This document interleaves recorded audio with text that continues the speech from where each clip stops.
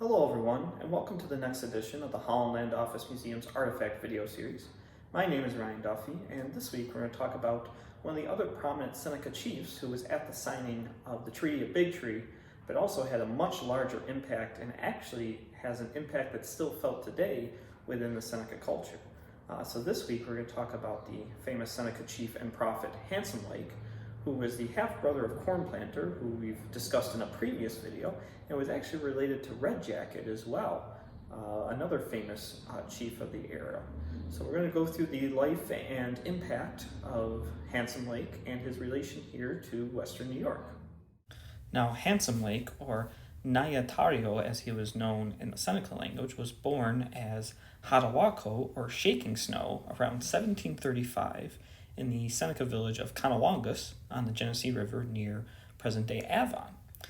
We don't know much about his parentage, but his mother actually later had an affair with a Dutch fur trader, and she gave birth to his half-brother Corn Planter, another famous chief of the time.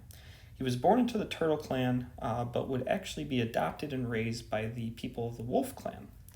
And other famous relatives of his family include Governor Blacksnake, Red Jacket, and Halftown. Now, later in his life, Handsome Lake became a very prominent Seneca chief and was actually present at the Pickering Treaty, which was signed in 1794 between the United States and the Six Nations of the Iroquois at Fort Stanwix. And he was also a prominent signer of the Treaty of Big Tree, which occurred in 1797, which officially gave the Holland Land Company ownership over what we call Western New York today.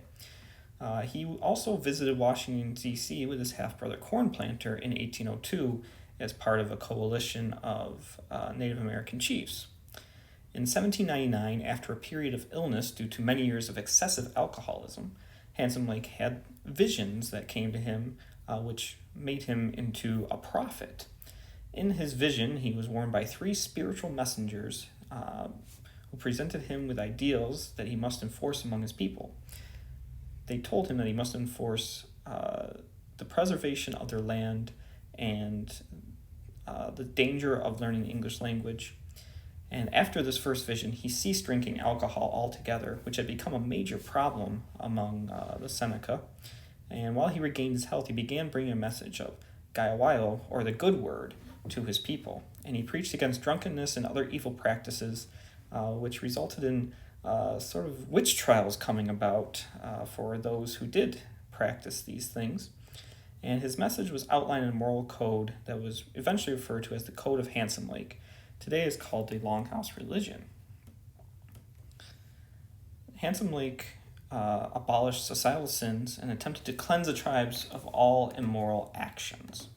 He threatened his people in order to show them the error of their ways. He insisted that they refrain from drinking, marital abuse, abortion, spouse and child abandonment, selling of land, overconsumption, factory farms, and witchcraft. It's a long list of things to stay away from. The rise of his way of life was more successful than most religions during the time because it combined traditional Iroquois way of life with Quaker values. His way of life stressed survival without the sacrifice of Iroquois identity and recognized the need to make adjustments in order to survive in the changing world. Now, it was even impact of Handsome Lake was even felt outside of the Iroquois and Seneca societies. In 1803, then President Thomas Jefferson gave his endorsement of this code. And though Handsome Lake would pass away on August 10th, 1815, his words would continue to be passed down.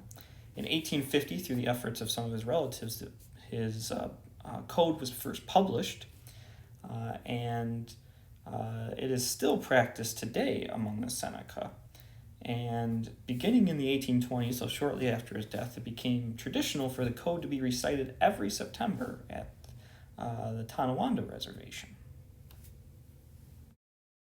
Well, I hope you enjoyed this edition of our Artifact video series and learned a little bit more about Handsome Lake and his importance here to Western New York. If you enjoyed this video, be sure to give it a thumbs up or subscribe to the channel, as it does help us out a little bit and gets you notified quicker when we do release new videos. And be sure to go check back our catalog of Artifact video series videos as well as videos of our guest speakers and concerts, and see what you enjoy of that. Our Artifact video series is at 140 videos now, so there's plenty of material to look through. But as always, the best way to learn more about the local history of Genesee County is to stop by the museum for yourself, and we'll be happy to share even more information than what's in these short videos, and you can see some of these artifacts up close and personal. If you're interested in supporting the museum, the best way to do that is to become a member, as that's one of our major ways of support, and it's through that support that we're able to do things like this video series, as well as put on all our wonderful programming that we are able to do.